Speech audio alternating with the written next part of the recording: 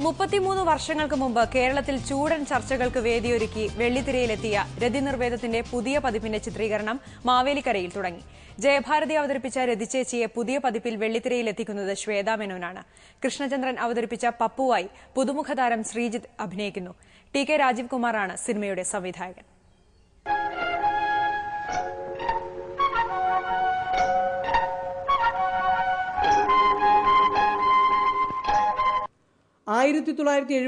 പത്മരാജന്റെ തിരക്കഥയിൽ ഭരതനാണ് രതിനിർവേദം സംവിധാനം ചെയ്തത്.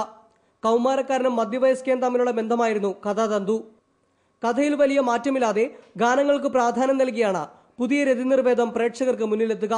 ഈ 2011 പോലും ഏത് സമൂഹത്തിലും, ഏത് ഗ്രാമത്തിലും, ഏത് പട്ടണത്തിലും, സിറ്റിയിലും ഒക്കെ സംഭവിക്കാവുന്ന ഒരു റിലേഷൻഷിപ്പിന്റെ, വളരെ മനോഹരമായിട്ടുള്ള റിലേഷൻഷിപ്പിന്റെ കഥ ഇതിനകത്തുണ്ട് എന്നുള്ളതാണ്.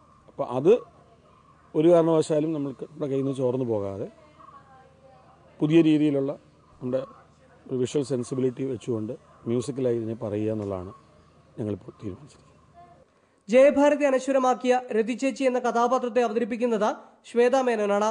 ചിത്രീകരണത്തിന് മുമ്പ് തന്നെ വലിയ വാർത്താ പ്രാധാന്യം നേടിയ സിനിമയിൽ കേന്ദ്ര കഥാപാത്രത്തെ അവതരിപ്പിക്കുന്നത് വലിയ വെല്ലുവിളിയായിരുന്നുവെന്ന് ശ്വേത പറയുന്നു.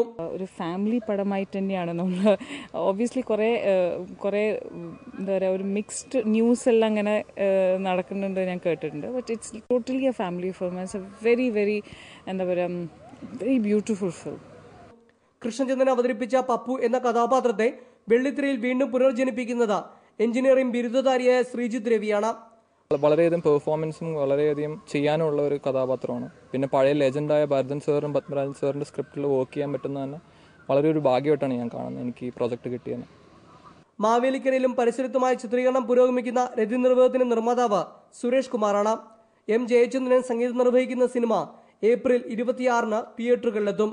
ക്യാമറമാൻ രാജേഷ് തകഴിയോടൊപ്പം ഐപ്പുവള്ളികാടൻ, ഏഷ്യാനെറ്റ് ന്യൂസ്.